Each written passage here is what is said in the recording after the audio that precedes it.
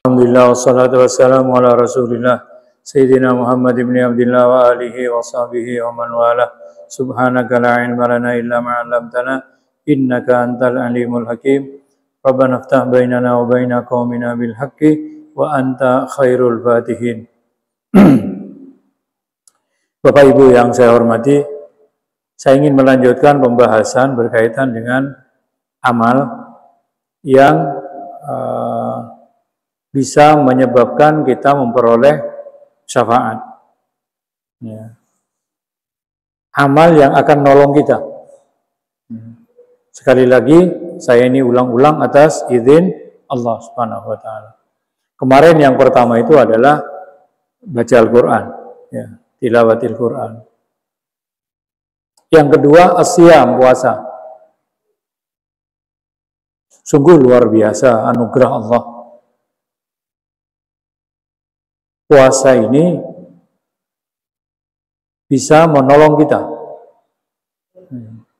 besok di akhirat. Riwayat Imam Ahmad dari Abdullah bin Amr bin As, Rasulullah SAW bersabda, ini hadis ini sudah pernah saya sampaikan 2 atau 3 hari yang lalu. As-siyamu wal Qur'anu yashfa'ani lil 'abd. Puasa dan Al-Quran dua-duanya menolong hamba besok di hari kiamat.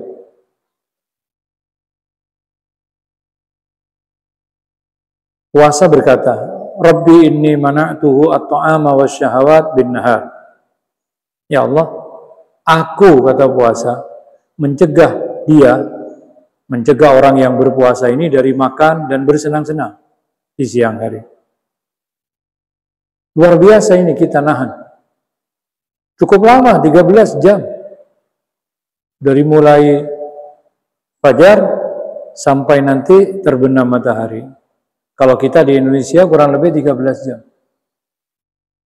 Kita menahan makan, minum, bersenang-senang.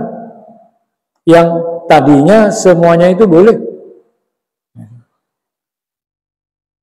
Bapak dan Ibu yang saya hormati, puasa ini sarana untuk membentuk sikap dan mental yang sungguh luar biasa. Kita ditempa ini selama 1 bulan. Diharapkan ada dampak, ada bekas,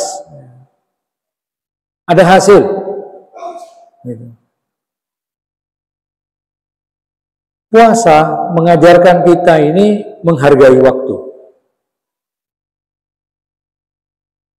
Kalau sudah waktunya berbuka, apapun kondisinya, kita berbuka. Nggak nunggu. Karena pejabatnya belum datang misalnya. Karena bupati belum datang, lalu kita tidak mau berbuka. Enggak, kita berbuka. Kalau sudah masuk waktunya berbuka, kita berbuka.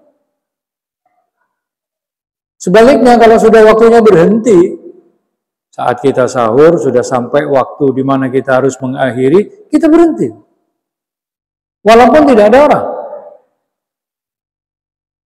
Alangkah indahnya kalau ini tertanam pada diri kita ini, berlanjut pada kehidupan sehari-hari di luar Ramadan. Tetapi karena kebanyakan dari kita ini memahami puasa ini hanya pada aspek ritual saja, maka aspek yang lainnya itu tidak tampak. Ada orang berpuasa tapi masih telat, ke kantor itu masih terlambat. Itu aneh gitu. Memang tidak membatalkan puasanya. Telat ke kantor itu tidak membatalkan puasanya. Tetapi pembelajaran dari puasa itu tidak meresap pada dia. Bagaimana puasa ini menghargai waktu? Ada orang puasa nanti sholatnya telat. Ini berubah. Ya. Jadi puasa itu mana'tuhu at-ta'ama wasyahawati bin nahar. Jadi puasa itu yang mencegah dia, melarang dia dari hal-hal yang tadinya boleh. Puasa ini melahirkan sikap kita ini menghargai waktu. Puasa ini mengajari kita untuk tepo seliro, mikire kakabudin orang. Tidak ada orang enak lapar itu, tidak ada. Tidak ada orang kepingin lapar itu, tidak ada. Tidak ada. Kita ini berusaha dalam keseharian kita ini, gimana kita ini tidak lapar. Gitu. Banting tulang kita ini kerja untuk tidak lapar. Tapi puasa mengajari kita bagaimana kita ini tidak enaknya lapar. Karena itu aneh kalau ada orang berpuasa ya, 1 bulan penuh tapi tidak merubah sifat kekikirannya, tidak merubah sikap cueknya, tetap dia tidak peduli kepada orang lain. Itulah sebabnya ada satu amalan ibadah di bulan puasa ini yang sungguh luar biasa. Man fattara shaiman, barang siapa orang yang memberi buka orang yang berpuasa, falahu ajru, maka baginya pahala sama dengan pahala orang yang berpuasa itu. Kalau kita memberikan buka kepada 10 orang, berarti kita dapat 10 pahala orang berpuasa. Ini tidak kita jumpai pada ibadah yang lain. Kenapa? Jadi sifat atau sikap tolerannya, tepo selironya itu betul-betul muncul. Mau nolong orang, ya, berempati kepada orang. Karena kita sendiri merasa sudah puasa ini ya sudah kondisinya seperti ini, tidak ada enaknya gitu. Pada kondisi seperti ini tidak enak. Ya.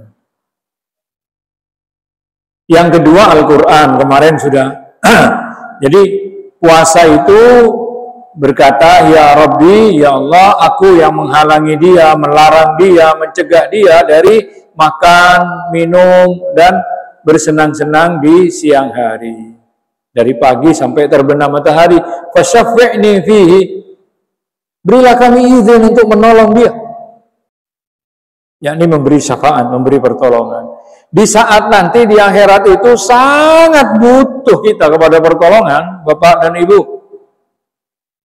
Sampai kita ini mencari, kira-kira pahala kita ini ada di mana? Atau kita mencari siapa orang yang pernah melakukan kesalahan kepada kita, dicari. Dan itu tidak milih, mau orang tuanya sendiri, mau saudaranya sendiri, mau anaknya sendiri, mau pasangan hidupnya sendiri. Oh, dicari itu. Hanya untuk berusaha menyelamatkan diri kita. Pada hari itu, saat kita berada di alam mahsyar itu, manusia itu lari di saat dia bertemu dengan saudaranya. Dia lari di saat bertemu dengan pasangan hidupnya, ya. Dia bertemu dengan anak keturunannya, gitu. Pada hari itu masing-masing orang ini sibuk mikiri urusannya sendiri-sendiri. Nah, puasa ini salah satu ibadah yang akan menolong kita. Semakin banyak kita puasa, semakin bagus puasa kita, maka pertolongannya insya Allah akan semakin bagus juga. Gitu. Yang kedua Al-Quran, ya. Al-Quran juga sama. Ya Rabbi mana'tuhu an-nauma bil-lail. Ya Allah, aku yang melarang dia, mencegah dia, menghalangi dia dari tidur di malam hari. Fasyafi'ni fi, berilah aku izin untuk menolong dia. Ya. Fayasfa'ani, maka kedua-duanya diberi izin oleh Allah untuk menolong. Puasa diberi izin, Quran juga diberi. Ini manfaat yang sungguh luar biasa. Ya. Bapak dan Ibu yang saya hormati, yang ketiga, amalan yang bisa membuahkan syafaat itu adalah sholat jenazah. Nah ini, kita biasa Pak, sholat jenazah kita biasa. Kalau yang belum biasa, ayo biasakan. Karena pahala sholat jenazah ini luar biasa. Ya. Jadi orang melakukan sholat jenazah ini ada manfaat bagi kedua-duanya. Bagi orang yang melaksanakan sholat, sinyam bejengaki yang mensolati, juga bagi jenazahnya. Bagi kita yang melakukan sholat jenazah itu dapat 1 qirat. Ya. Qirat itu ukuran berat seperti gunung Uhud. Gunung Uhud, ya, emas, gitu ya. Jadi barang siapa yang melakukan sholat jenazah, dia dapat 1 qirat. Kalau dia menghantarkan ke kuburannya sampai selesai dikubur, dia dapat 1 qirat. Ya. Tapi ini untuk laki. Kalau perempuan hanya bisanya mensolati saja. Tidak ada syariat perempuan mengantarkan ke kuburan. Lalu yang memberikan syafaat bagi si mayit itu apa? Tidaklah ada seorang mayit yang disolati oleh segombolan kaum muslimin dalam jumlah menurut riwayat itu sampai 100 orang atau 40 orang. Ya.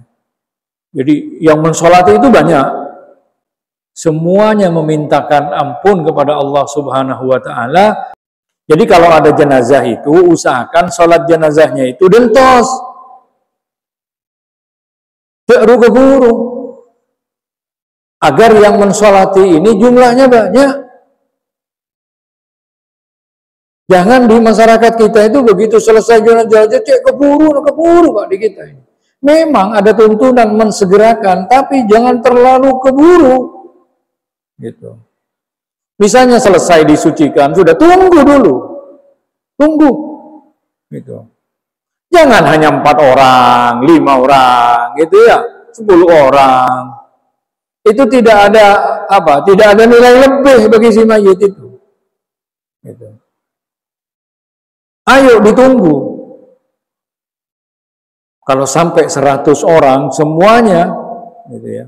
Dalam riwayat lain itu 40 orang yang mensolati itu tidak menyekutukan Allah. Jadi yang mensolati itu betul-betul orang yang beriman itu, Allah akan memberikan syafaat. Kepada siapa? Kepada si mayit.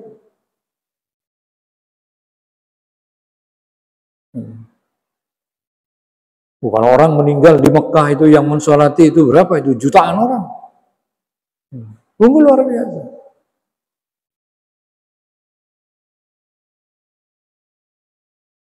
Di beberapa daerah itu, di tempat saya misalnya di Sumeneb, di wilayah kota itu dulu itu, insya Allah sampai sekarang itu kalau ada orang meninggal itu diumumkan.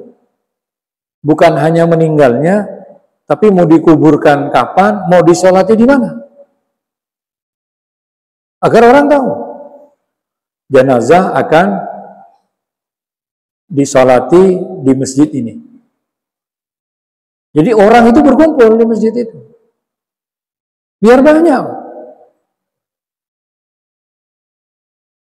Nggak apa-apa, ya boleh-boleh saja itu saat di rumah sahibul musibah, misalnya selesai dimandikan, selesai dikafani, karena yang ngurusi ini kepingin cepat pulang, ayo disalati, udah salat 6 orang, udah selesai, sudah selesai.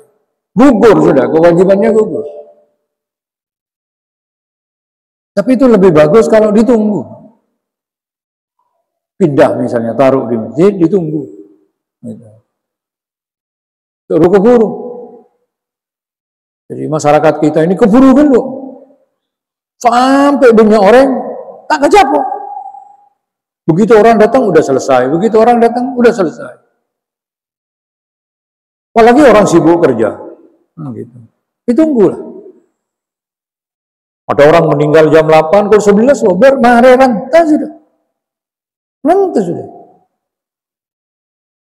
Benar, sekali lagi, benar, memang ada tuntunan mensegerakan. Tapi ada ukurannya itu, mensegerakan itu maknanya apa? Mensegerakan itu maknanya jangan ditunda-tunda. Ya. Kalau bisa tidak lebih dari 24 jam. Gitu. Eman. Jadi bagaimana sholat jenazah itu bisa membuahkan syafaat kepada siapa? Kepada si mayit. Jadi ditunggu. Kira-kira yang mensolati itu, jadi dalam riwayat ini 40. Dalam riwayat lainnya 100. Dengan catatan, la yusyrikuna billahi syai'a. Yang mensolati itu orang-orang beriman yang tidak menyekutukan Allah sedikit pun. Ini bisa memberikan syafaat. Iman. Ya. Dah itu saja, insya Allah yang 45 akan kita lanjutkan besok.